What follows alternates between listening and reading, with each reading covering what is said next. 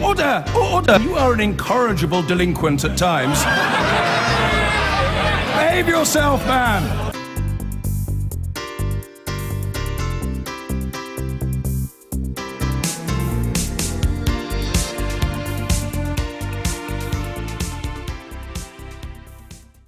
Britain destroyed India through looting, expropriation and outright theft, all conducted in a spirit of deep racism and amoral cynicism. A blistering critique of our colonialist past by a man who was once one of the world's leading diplomats, Shashi Tharoor, now an Indian MP. He's just published his latest book on the inequities of the British Empire, and its themes have echoes today. Shashi Tharoor is one of India's most outspoken politicians. He's an MP and has been both an ambassador and an Under-Secretary-General of the United Nations. In his latest book, Inglorious Empire, What the British Did to India, Tharoor argues that the British Empire was more about Britain than about India. The great symbols of empire in India, such as the country's rail system, were built for the benefit of the British rather than for Indian citizens. He argues too that colonialism in India was more akin to theft, often leading to death and destruction. In a post-Brexit world, the UK is looking to Commonwealth countries with whom we have had deep historic ties for future trading opportunities, India prime amongst them. Next week's inaugural meeting of Commonwealth trade ministers being held in London is testament to that. In any case, Tharoor judges that in trade talks, the UK will have to be open to discussing allowing more Indian immigrants in, both students and workers. Shashi Tharoor joins us now.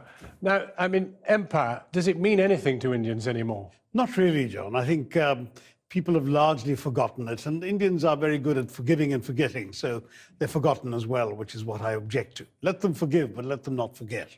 Well, of course, it still has some resonance here in that lots and lots of people wear lots of medals which have the word empire in them. Is that in any way offensive to you? Oh, no. I think, that's part of your history. You're entitled to it.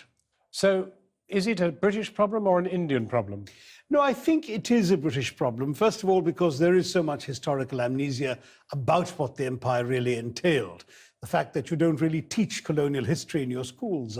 Children doing A levels in history don't learn a line of colonial history. There's no real awareness of the atrocities, the fact that Britain financed its industrial revolution and its prosperity from the depredations of empire, the fact that Britain came to one of the richest countries in the world in the early 18th century and reduced it after 200 years of plunder to one of the poorest. But all of that is really not known anymore. This is difficult stuff because we're just about to try and do a big deal with you. We need your trade. Are you going to hold this against us? Not at all. I don't really think this is about today's relations, which are between two sovereign equal countries, John. I mean, our economy is as big as yours now. And as far as we're concerned, I think we don't need to have a chip on our shoulder when dealing with you. But I think we do need to be aware of history because, as I often say to young people, if you don't know where you've come from, how will you appreciate where you're going? To what extent do you think India is even conscious of Brexit and its implications? Oh, we're very conscious of it, and not least because a lot of Indian companies who established themselves in Britain, not just for the UK market, but because it gave them easy access to Europe while being in a comfortable English-speaking environment. So there's some real questions going on. Will they up sticks and move off to Ireland or somewhere instead?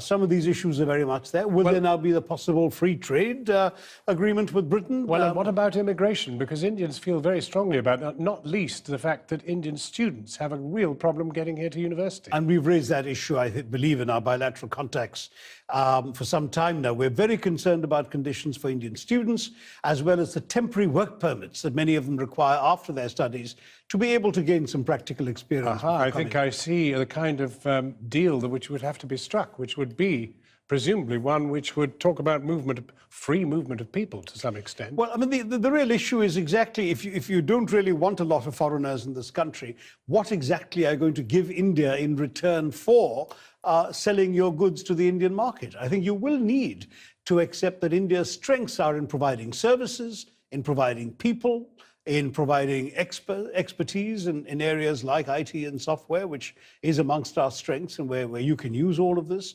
But that does mean opening up to human beings coming in here, visas, students. You're a realist. I mean, is a significant deal possible?